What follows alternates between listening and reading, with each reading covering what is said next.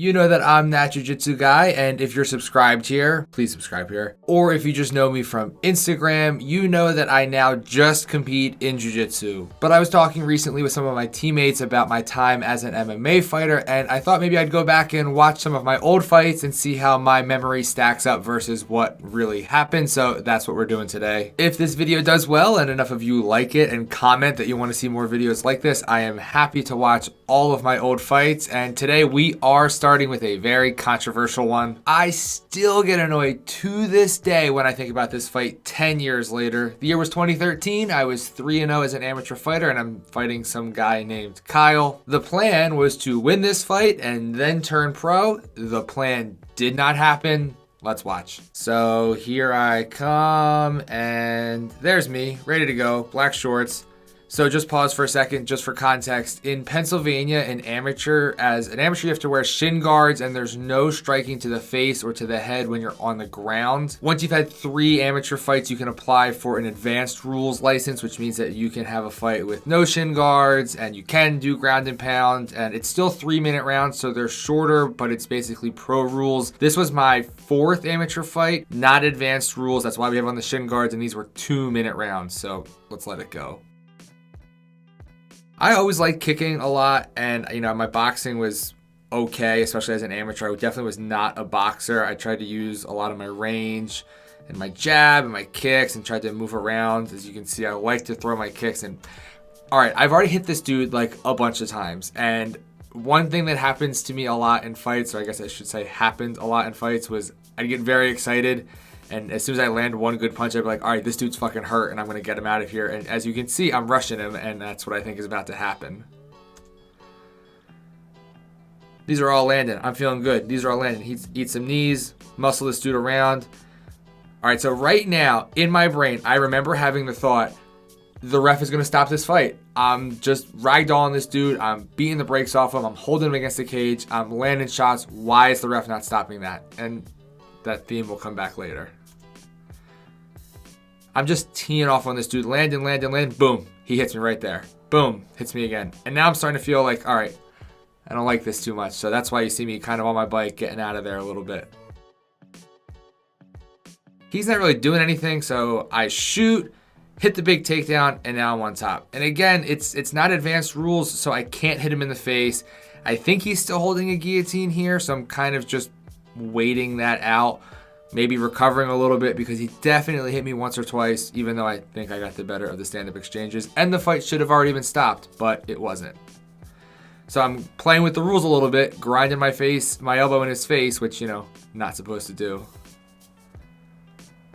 Also, this ref won't get out of the way, which is not the last time we'll be annoyed with this ref. This is all called foreshadowing. So this guy's trying to play his guard. I'm in his guard. Not a lot you can do except beat up the body from here. Like in an MMA fight, in a pro fight, I'd just be pounding his face. He wants to go for a leg lock. Hard to do against me because I'm so great at leg locks, but also with the shin guards, not the best. Terrible camera work. I'm trying for like a counter leg lock here. I'm eventually going to come up on top, I think, if I remember correctly. Yeah, kind of coming up, and I don't think either of us really knew what to do here at this point. All I knew was get on top and don't let him heel hook me. And again, can't punch in the face, so I'm just trying for positional control. If this happened now, I definitely would have already finished the heel hook, but this was 10 years ago.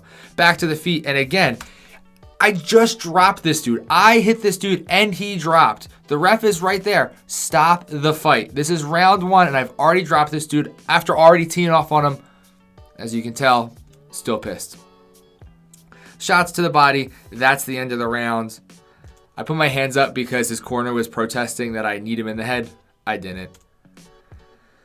He walks away. He obviously knows he got fucked up.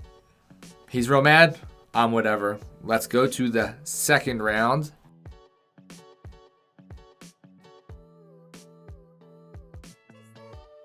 Again, coming out again. I don't know what that was. As you can see, I put my hands down and say, what was that? None of these things land. I get the clinch again.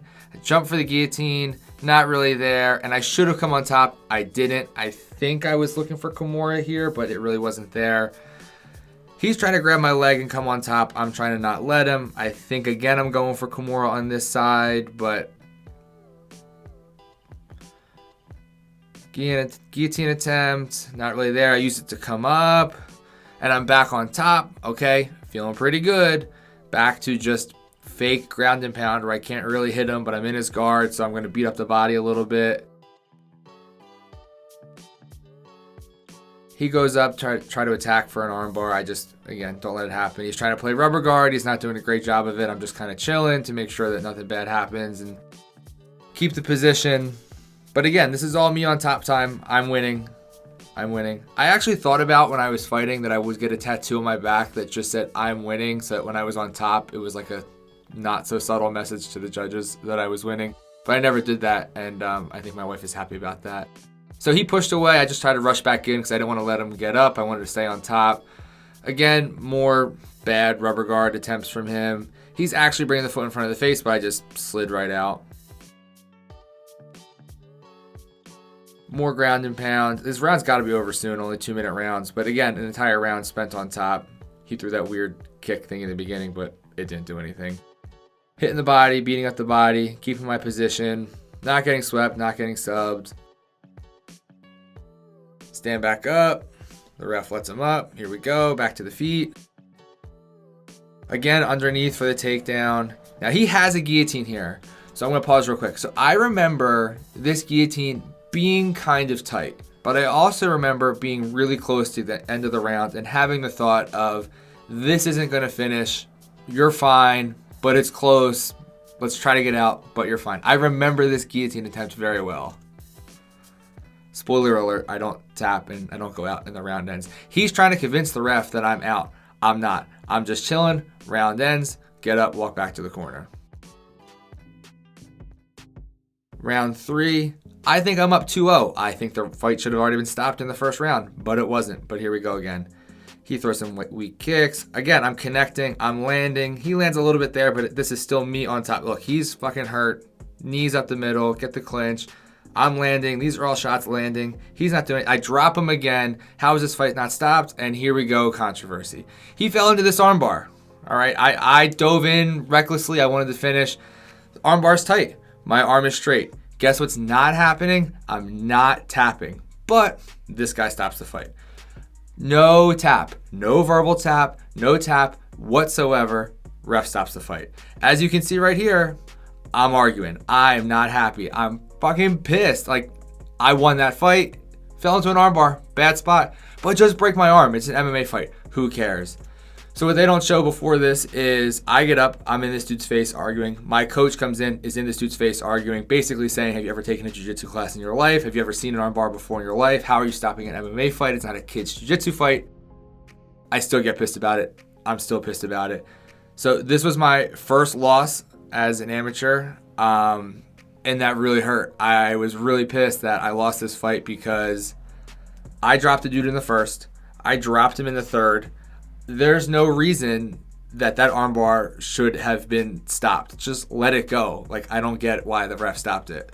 As you can tell, it still fucking bugs me 10 years later. I always try to think of things that happened in the past, like not just MMA stuff, like anything that's happened in my life that led me to this exact moment. It led me to here with my wife and having my kids. So I shouldn't regret anything that led me to here because my kids and my wife are the most important things in the entire world to me. So I ended up where, I'm happy to be. But I was only able to get married and have kids because financially I wasn't fighting anymore. So I was financially stable enough to do those things. So maybe if the ref doesn't stop this fight, I'm 4-0 as an amateur. I turned pro right then. I'm the best fighter in the world at the end of the road, but I also don't have my wife and my kids. So I shouldn't be too mad that alternate route didn't happen because of terrible refereeing. But as a competitor, this still eats me up 10 years later. I hate to fucking lose. I hate to lose anything. My wife will tell you I am the most competitive person in the world. I don't do anything mildly. I do everything with the intent to win that thing. So I'm still pissed at this fight 10 years later. I'm happy how the story ended, but I'm really mad about this chapter. I have some more fights saved on my computer here, so let me know in the comments if you want to watch them and watch me watch them. If you're still watching at this point, please like and subscribe, and I'll catch you in the next one.